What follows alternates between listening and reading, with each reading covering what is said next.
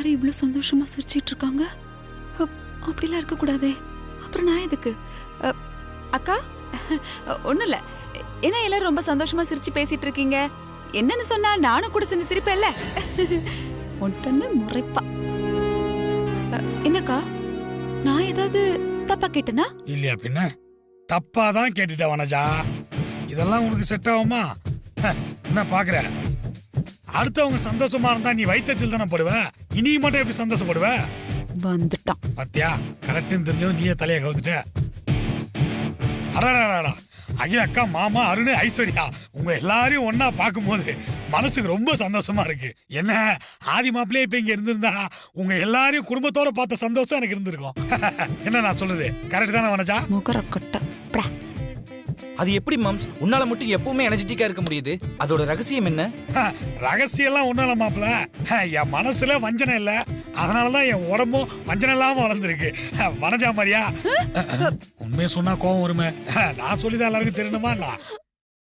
வடிவு, இப்ப உன்கிட்ட இந்த ரகசியத்தெல்லாம் கேட்டாங்களா யாராவது? கேட்கலனாலும் சபை கூடி இருக்கும்போது சொல்லும்ல வனஜா. ஒன்னும் நீ சொல்ல வேணாம், பேசாம நின்னா போதும். அக்கா, ஊர்ல அப்பா கிட்ட சண்டை போட்டுட்டு இவன் எதுக்காக இங்க வந்தான்னு கேளுங்க பாப்போம். சும்மா எதையோ சாதிக்கிற மாதிரி பெரிய வீரப்பா பேசிட்டு இங்க வந்து வெட்டியா ஊரை சுத்திட்டு இருக்கான். கையில 1000 திறமை வச்சிருக்கவனே இந்த ஊர்ல வாழ முடியாம அல்லாடிட்டு இருக்கான். ஒரு திறமையும் கிடையாது இவனுக்கு. இவன் இங்க வந்து என்ன சாதிக்க போறான்? இதுல நக்கல் வேற நக்கல். திறமை இல்லாதவங்கன்னு யாருமே கிடையாது வனஜா. ஒவ்வொருத்தர்கிட்டையும் ஏதோ ஒரு திறமை ஒளிஞ்சு இருக்கும். என்ன அதை தேடி கண்டுபிடிக்கணும். கரெக்டா சொன்னீங்க மாமா. நல்லா சொல்லுங்க. என்கிட்ட ஒரு திறமை இருக்கு மாமா. ஆமா, பெரிய திறமை. அப்படியே மாம்ஸ், அப்படி என்ன திறமை உங்களுக்குள்ள ஒளிச்சு வச்சுக்கிட்டு இருக்கீங்க? என்ன மாப்பிள்ள எப்படி கேட்ட? நான் நல்லா கைரேகை பார்த்து பலன் சொல்லுவேன் மாப்பிள்ள. ஓஹோ, நிஜமா தான் சொல்றீங்களா மாம்ஸ்? அட, அக்கா மாமாலாம் இருக்கும்போது நான் போய் சொல்லுவேன் மாப்பிள்ள. இப்ப மட்டும் நீ உன் கையை நீட்டு, உன் ஜாதகத்தை நான் புட்டு புட்டு வைக்கிறேன். ஆமா, கைய நீட்டு புட்டு இடியாப்பம் எல்லாம் வைப்பான். அப்படியா? எங்க வாங்க, வந்து எனக்கு பார்த்து சொல்லுங்க. கொஞ்சம் நவருமா உட்காருங்க. மாப்பிள்ள கை நீட்டு. பாரு மாம்ஸ். என்ன மாப்பிள்ள இந்த கை நீட்டுற? ஏன் நல்லா லேடிஸ்க்கு தான் லெஃப்ட் ஹேண்ட், ஜென்ட்ஸ்க்கு ரைட் ஹேண்ட். அந்த கை நீட்டு. சரி. எங்க மந்திர கோல் இப்ப பாரு மாம்ஸ் இருக்கு. ஜெய் ஜக்கம்மா. என்னடா கை இது? ஒழுங்கா போறது 8 வழி சாலை மாதிரி பள்ளம் மேடுமா இருக்குது. எல்லா ரேகையும் ரொம்ப பழசா இருக்கு. என்ன மாமா, அக்கு பஞ்சரா? புது பஞ்சரு. நீ வேற ரேகையை பார்த்துட்டு இருக்க மாப்பிள்ள. பாரு பாரு பாரு. காட்டிட் மாப்பிள்ள. மாமா, உனக்கு குருமேடு, சுக்கிரமேடு, சூரியமேடு, சூளமேடு, காசிமேடு, காசிமேடா, புதன் மேடு, இப்படி எல்லா மேடும் ரொம்ப சூப்பரா இருக்கு மாப்பிள்ள. நல்ல உளறி கொட்டு. அது மட்டும் இல்ல மாப்பிள்ள, இந்த சுண்டி விரல்ல ஆரம்பிச்சு ஆள்காட்டி விரல்ல முடிகிற இந்த ரேகைக்கு பேர் தான் இருதய ரேகை. இப்ப இந்த இருதய ரேகை என்ன சொல்லுதுன்னா, நீ ரொம்ப அதிகமாவே காதல் வயப்படுவ.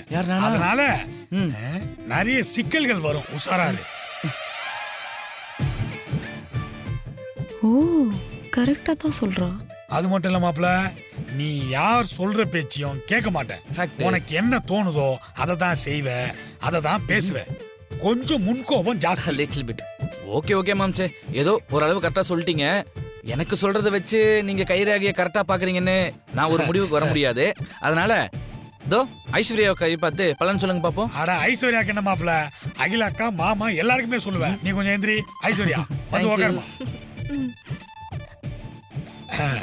கை நீட்டுமா. அடடா, இது அல்லவா கை. 6 மணிக்கு எழுந்து பிறகு அக்ரகாரம் மாதிரி இவ்வளவு சுத்தமா இருக்கே. பிரமாதம், சூப்பர். அடடா, அற்புதம். உன்னோட இருதய ரேகையோட அமைப்பை பார்க்கும் போதே தெரியுது. உன்னோட பலமே உன்னோட தன்னம்பிக்கை தான். என்ன கரெக்டா?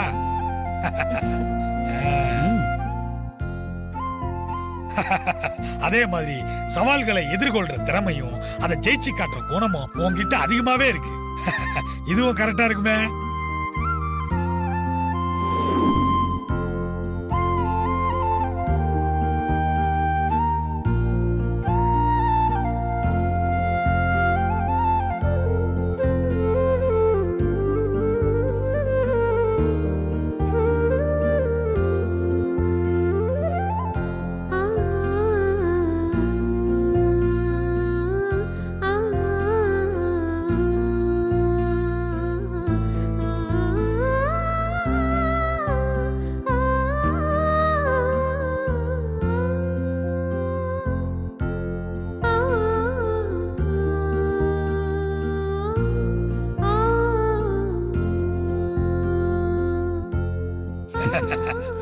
சும்மா சொல்லக்கூடாது வடிவேல். நீ நல்லாவே கைரேகை பாக்குற, இதையே நீ தொழிலாவே பண்ணக்கூடாது. இல்ல மாமா, அதுல எனக்கு இன்ட்ரெஸ்ட் இல்ல. அதுவும் இல்லாம குடும்ப கௌரவம்னு ஒண்ணு இருக்குல்ல. இருக்கு மாம்சே. எங்க ரேகையெல்லாம் பார்த்து பலன் சொன்னீங்க, சித்தி கையை பார்த்து பலன் சொல்லவே இல்லையே. மனஜாவெல்லாம் கைரேகை பார்த்து தான் சொல்லமா, மூஞ்ச பார்த்தாலே சொல்றோம் மாப்ள.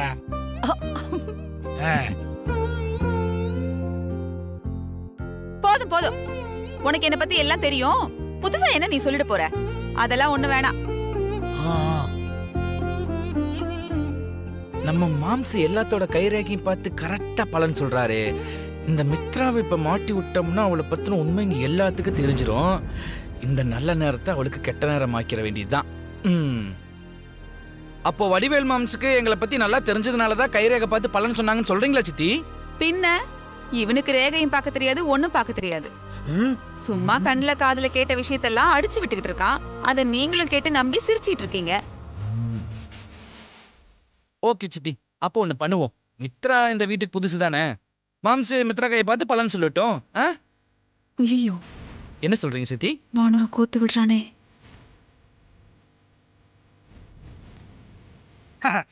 நான் ரெடி. மித்ரா நீ ரெடியா? அப்படி கேளு மாம்சு.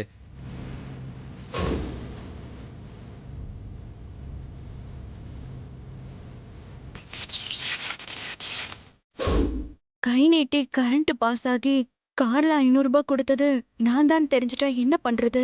அதனால அவர் என் கையை தொடாம பாத்துக்கணும். பாரு.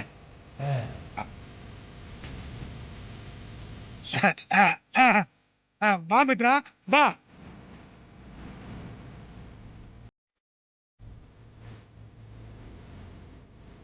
என்ன யோசிக்கிற மித்ரா? வந்து உட்காரு வா. வேற கைரேகை பார்க்க நம்ம தான் கஷ்டப்படும். இது கஷ்டப்பட்டுக்கிட்டு இருக்கு.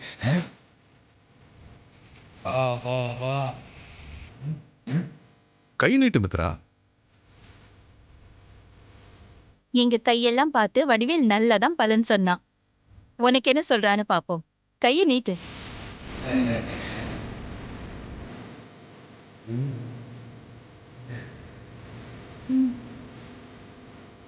ஏமா, வலது கை இல்லம்மா, இடது கை நீட்டு.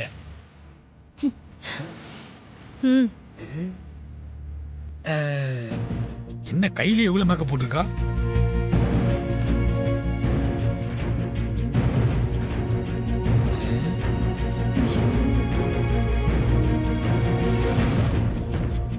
அடேங்கப்பா, ஆயில் ரேகைக்கு மேலையும் இருதய ரேகைக்கு கீழே இருக்கிற புத்தி ரேகையோட அமைப்பை பார்க்கும்போது மித்ராவுக்கு நினைவாற்றல் அதிகம்.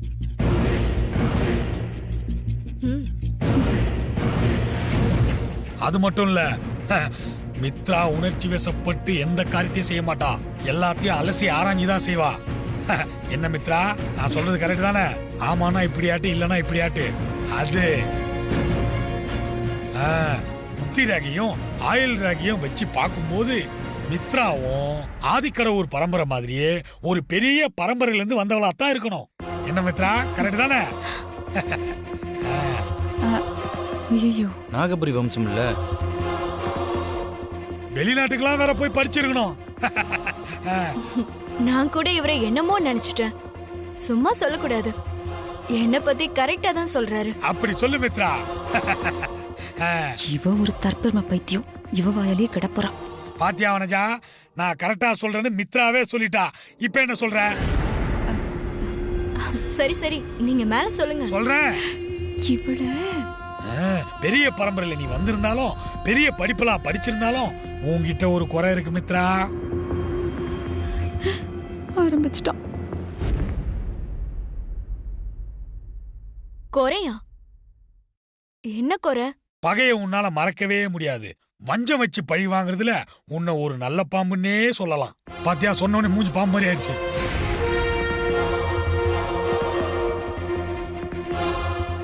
எதிரிய நேருக்கு நேரா நின்னு உன்னால ஜெயிக்க முடியலன்னா அவங்க கூடவே சகுனி மாதிரி உறவாடி அவங்கள அழிக்கணும்னு நினைப்பேன். ஐயோ, டீப்பா போறானே. பரம்பரை பகை உன்னை மனசுல நினைச்சுக்கிட்டு பழி வாங்குற எண்ணத்தை உன் மனசுல வளர்த்துக்கிட்டு இருக்க. போச்சு போச்சு.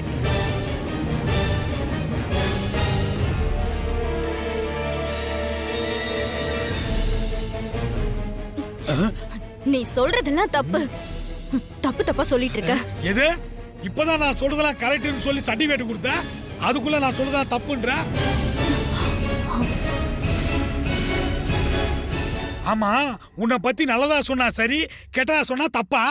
நல்லா இருக்குதா கதை? யாருக்கிட்ட உன் டக்கால்ட்டி வேலையை காட்டுற? வடிவு, நான் தான் அப்பவே சொன்னேன்ல, இவனுக்கு ரேகையும் பார்க்க தெரியாது, ஒண்ணு பார்க்க தெரியாது, முழிக்கிறான் பாரு. சும்மா என்னமோ உளறிட்டு இருக்கான்.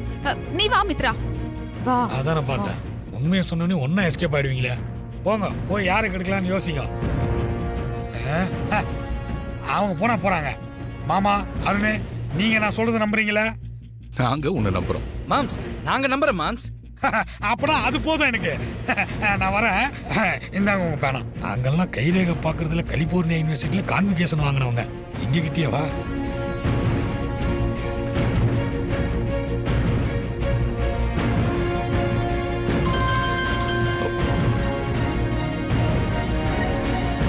ஹலோ.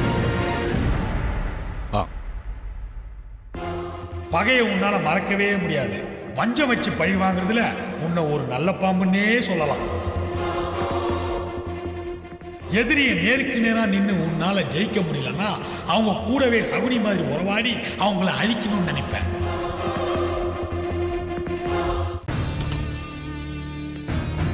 வணக்கம் மேடம். வணக்கம் மேடம். வணக்கம் மேடம். வணக்கம், வாங்க. என்ன கொடுத்த வேலையெல்லாம் எப்படி போயிட்டு இருக்கு? ஆரம்பத்தில் நல்லா தான் மேடம் போயிட்டு இருந்தது. ஆனா இப்ப சொல்லிக்கிற மாதிரி ஒண்ணும் இல்லை மேடம். சொல்லிக்கிற மாதிரி இல்லையா? என்ன சொல்றீங்க? என்ன ஆச்சு? கிராமத்துல இருந்து வந்த பொண்ணுதான்னு நம்ம பார்வதியை சாதாரணமா இட போட்டோம். நான் உங்ககிட்ட பார்வதிக்கு சர்டிபிகேட் கேட்கல. ஆரம்பத்துல நல்லா போயிட்டு இருந்த நம்ம பிளான் அப்புறம் ஏன் ஒர்க் அவுட் ஆகாம போச்சு? அதுக்கு காரணம் என்னன்னு கேட்டுக்கிட்டு இருக்கேன். தொழிலாளர்களுக்குள்ள இருக்கிற சோம்பேறித்தனத்தை நமக்கு சாதகமாக்கி அவங்க வேலை செய்யற வேகத்தை குறைச்சு டார்கெட்டை அடைய முடியாத மாதிரி நம்ம பிளான் பண்ணி போய்கிட்டு இருந்தோம். ஆனா பார்வதி தொழிலாளர்களோட சோம்பேறித்தனத்தை கரெக்டா கண்டுபிடிச்சு அதை சரி பண்ண ஆரம்பிச்சிட்டா.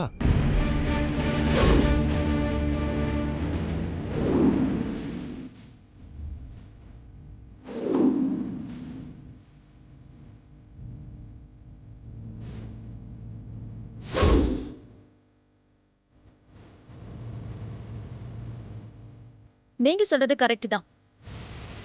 பார்வதி ரொம்ப ஷார்ப்பா தான் இருக்கா. சமையல்காரி தானே, அவளுக்கு என்ன தெரிய போகுதுன்னு நான் தான் தப்பு கணக்கு போட்டுட்டேன். இத்தனை நாளா நான் பார்வதிய எனக்கு சரிக்கு சரியான ஒரு எதிரியாவே நான் நினைச்சதில்லை. ஆனா அவ இப்ப எனக்கு சவால் விடுற எதிரியா என் கண்ணு முன்னாடியே நிக்கிறா. Good, very good. எதிராளி நம்மளை விட திறமைசாலியா இருந்தாதான் நாம எப்பவுமே ஷார்ப்பா இருப்போம். அந்த வகையில பார்வதிக்கு தேங்க்ஸ் சொல்லிதான் ஆகணும். அடுத்ததா என்ன பண்றது மேடம்? என்கிட்ட இன்னொரு பிளான் இருக்கு, அத சொல்றேன். நீங்க அதை கச்சிதமா செஞ்சு முடிச்சிருங்க. ஓகே மேடம், சொல்லுங்க. நீங்க என்ன பண்றீங்கன்னா,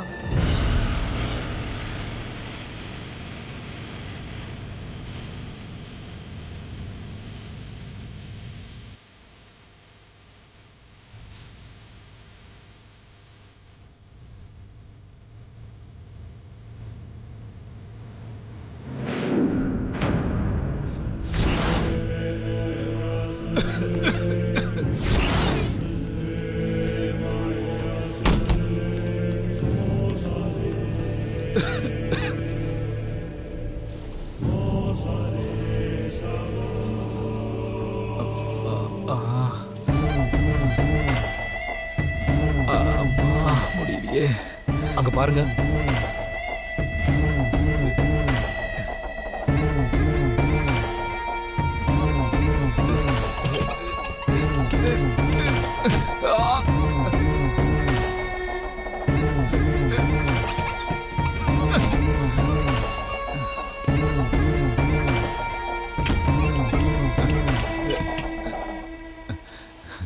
இப்ப நீங்க ஒர்க் பண்ணுங்க. ரொம்ப நன்றி தம்பி.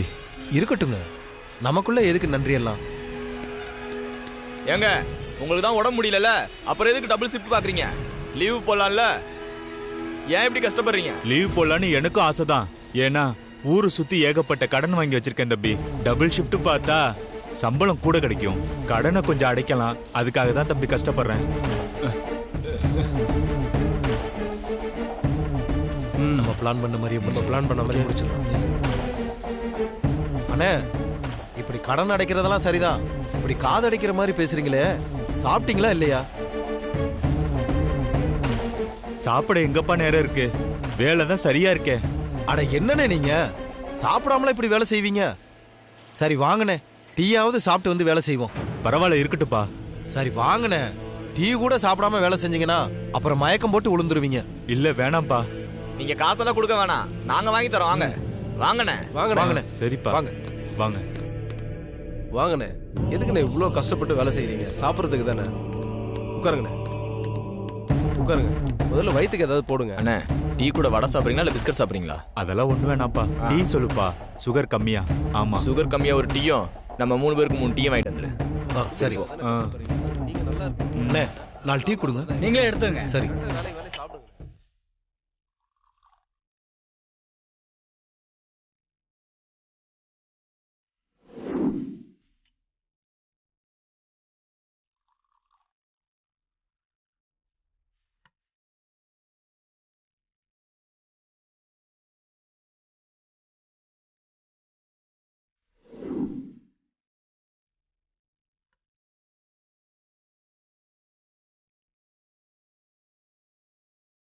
அப்பாடா, எல்லாரும் போயிட்டாங்க. இதான் நல்ல சந்தர்ப்பம்.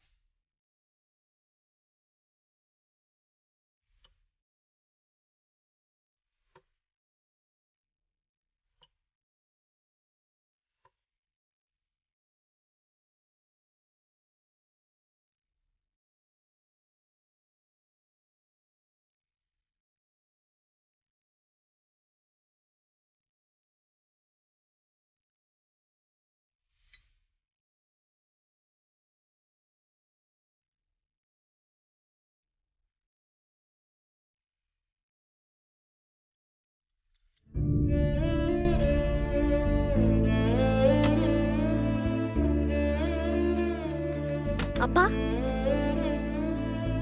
மாமா உங்களுக்கு ட்ரீட்மெண்ட் கொடுக்கறதுக்காக வெளிநாட்டுல இருந்து டாக்டர் வர வச்சிருக்காருப்பா. உங்களை மாதிரியே அட்டாக் வந்து கை கால் மடக்க முடியாம வாய் பேச முடியாம எத்தனையோ பேரு அவர் ட்ரீட்மெண்ட்ல குணமாகி பழையபடி ஆயிருக்காங்களாம். இந்த ஜப்பான் டாக்டர் அப்பாயின்மெண்ட்டுக்கு மாசக்கணக்கா காத்துட்டு இருக்கணுமா. ஆனா மாமா எப்படியோ அவர்கிட்ட அப்பாயின்மெண்ட் வாங்கி இங்க அனுப்பி வச்சிருக்காருப்பா.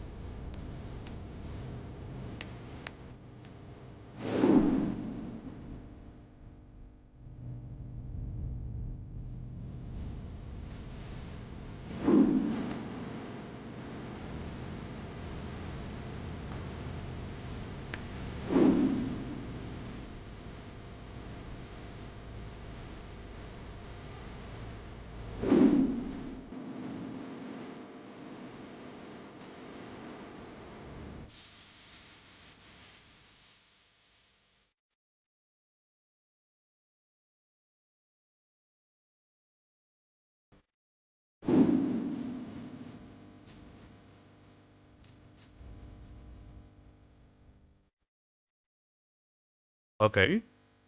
Doctor? Yeah. Thank you. Welcome.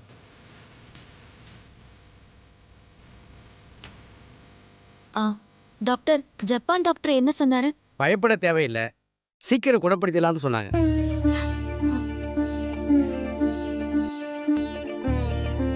அவர் சில ஸ்பெஷல் ட்ரீட்மெண்ட் சொல்லியிருக்காரு, அதோட சில பயிற்சிகள் கொடுக்க சொல்லியிருக்காரு. இன்னையிலேருந்து ஸ்டார்ட் பண்ணிடலாம், சீக்கிரம் குணப்படுத்திடலாம். ரொம்ப நன்றி டாக்டர். நன்றி எனக்கு சொல்லாதீங்கம்மா, மிஸ்டர் ஆதித்யாவுக்கு சொல்லுங்க. வரேம்மா.